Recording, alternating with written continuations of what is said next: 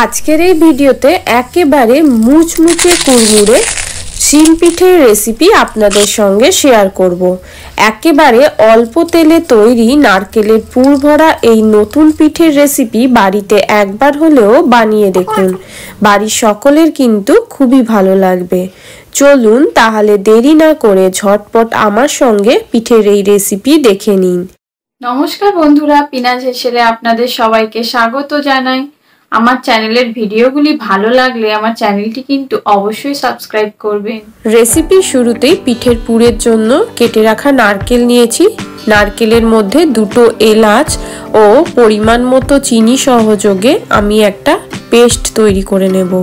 এখানে আমি নারকেলের কালো অংশটা বাদ দিয়ে দিয়েছি।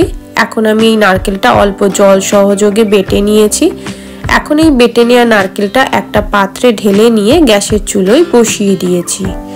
এখন এই মিশ্রণটা হালকা আঁচে অনবরত নাড়াচাড়া করতে থাকবো যতক্ষণ না পর্যন্ত মিশ্রণটা পুরোপুরি জল শুকিয়ে যাচ্ছে। আপনারা চাইলে এখানে কোড়ানো নারকেলও ব্যবহার করতে পারেন। আমি অল্প সময়ে তৈরি করব বলে নারকেলটা বেটে ব্যবহার করেছি।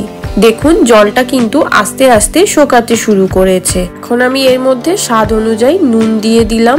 এখন মিশ্রণটা আমি হালকা আঁচে আরো 5-6 মিনিট সময় ধরে নাড়াচাড়া করতে থাকবো। এখানে আমি চিনির ব্যবহার করেছি, আপনারা চাইলে চিনি ছাড়া গুড়েরও ব্যবহার করতে পারেন। দেখুন 5 থেকে 6 মিনিট পর মিশ্রণটার রংটা কিন্তু সম্পূর্ণ আলাদা হয়ে গেছে আর মিশ্রণটা প্যানের গা ছেড়ে উঠে আসছে।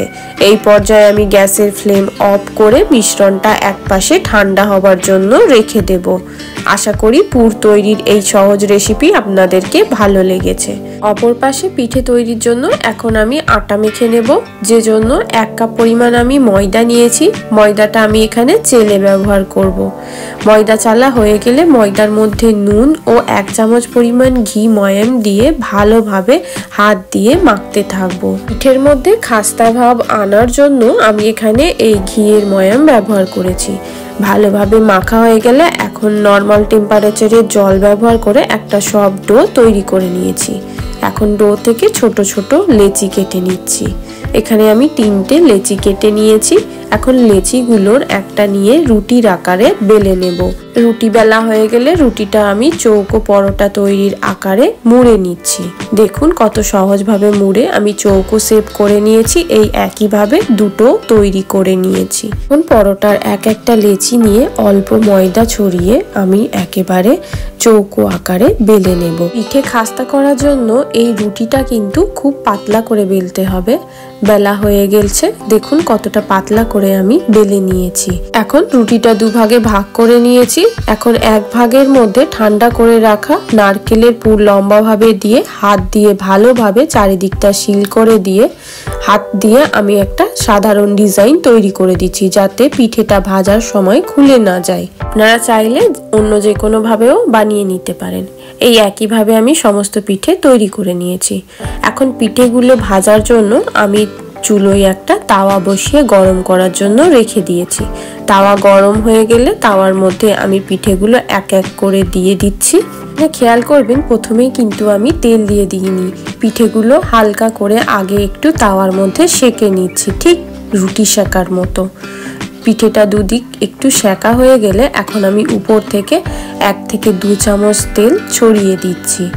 এখন এই হালকা তেলের মধ্যেই 2 থেকে 3 মিনিট সময় ধরে একেবারে হালকা আছে পিঠেগুলো উল্টে পাল্টে একেবারে লাল লাল করে ভেজে নেব। ঠিক এই পদ্ধতিতে করলেই দেখবেন পিঠেগুলো কিন্তু অল্প তেলের মধ্যে একেবারে খাস্তা মুচমুচে তৈরি হয়েছে। এই শীতে শিমের সবজি খাওয়ার পাশাপাশি শিম পিঠের এই রেসিপিটিও অবশ্যই কিন্তু ট্রাই করে দেখবেন, বাড়ির সকলের খুবই পছন্দ হবে। এখন আমি পিঠেগুলো তেল থেকে তুলে নিচ্ছি। এই একইভাবে আমি বাকি পিঠে 3টেও সেঁকে তারপর ভেজে নেব। শিম পিঠে একেবারে তৈরি। এই পিঠেটা আপনারা চাইলে আটা দিয়ে বানিয়েও উপভোগ করতে পারেন। আশা করি রেসিপিটি ভালো লেগেছে। রেসিপি ভালো লাগলে চ্যানেল সাবস্ক্রাইব করে পাশে থাকতে ভুলবেন না কিন্তু।